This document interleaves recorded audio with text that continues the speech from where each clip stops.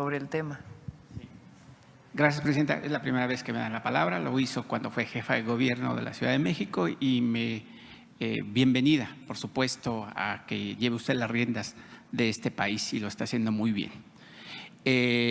Según un reporte del Instituto Nacional de Salud Pública, dice lo siguiente.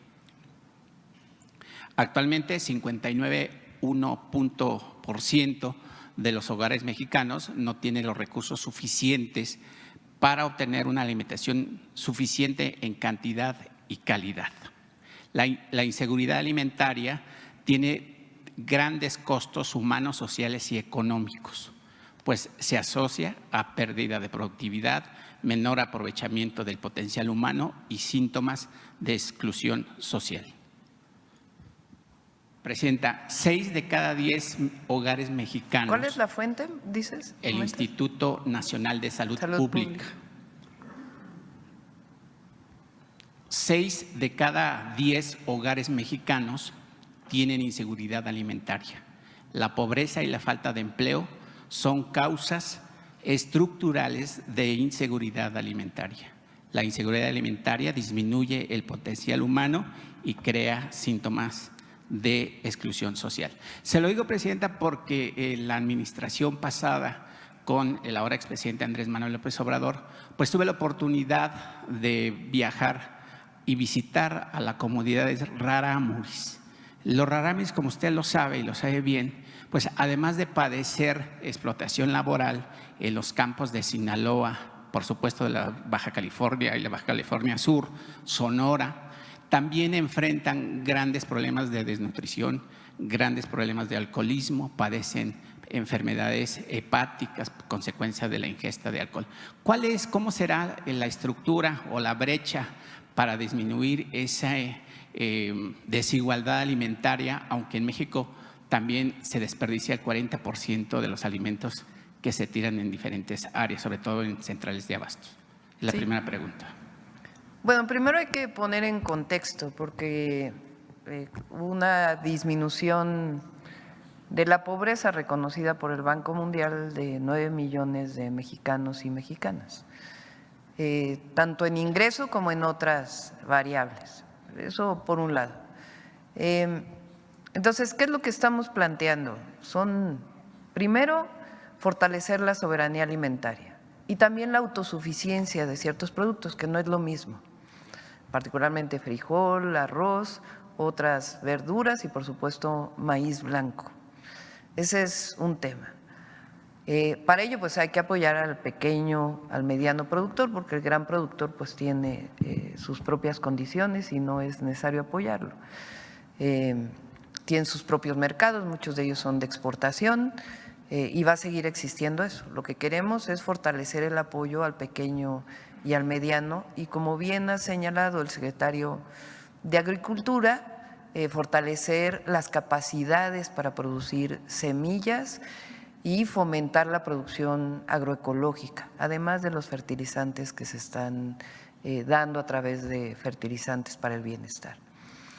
Ahora, por otro lado, lo que queremos es fortalecer la buena alimentación, la alimentación saludable, que es motivo de lo que ayer expresó Mario Delgado, secretario de Educación, de prohibir los alimentos chatarra y de hacer una campaña muy fuerte de educación.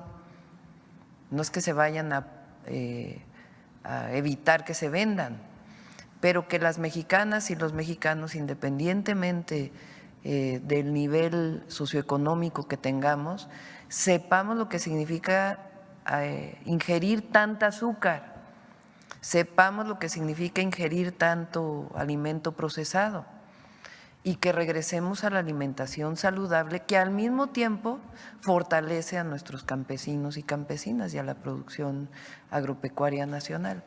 Ahora, hay comunidades, como bien dices, la rarámuri, muchos de ellos son jornaleros y jornaleras agrícolas y ese es un sector que queremos atender.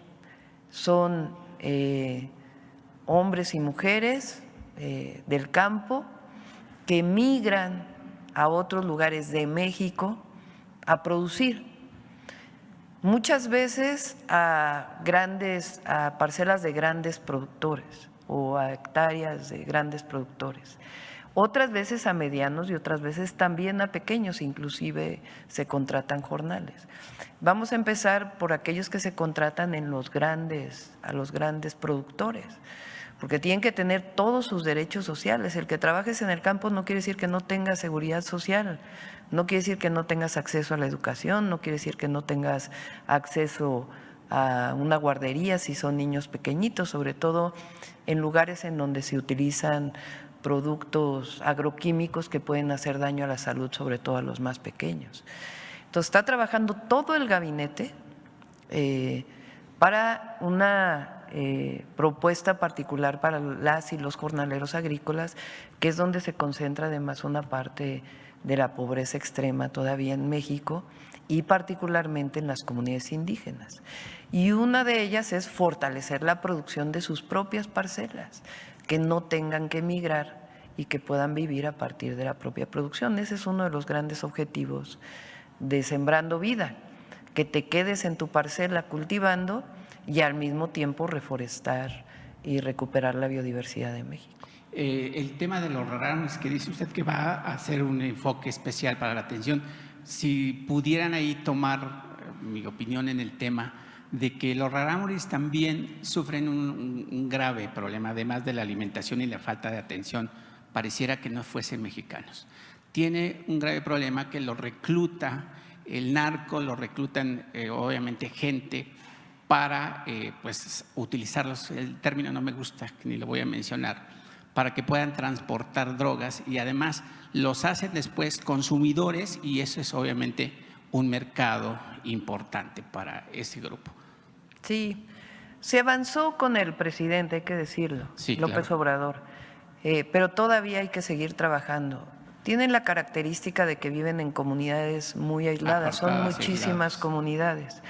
Entonces, tanto caminos como otras acciones de bienestar que son indispensables desarrollar. El solo hecho de que los programas de bienestar hayan llegado a las comunidades rarámuris es importantísimo. Las y los adultos mayores tienen su apoyo, las y los niños, la mayoría de ellos tienen apoyos para ir a la escuela, porque en el caso de comunidades indígenas es universal la beca para niños y niñas, y ahora la vamos a fortalecer. Entonces sí vamos a trabajar ahí y en otros lugares. Perdón por no presentarme, soy Marco Antonio Olvera del periódico digital Hidalgo News y del canal México News World. Una segunda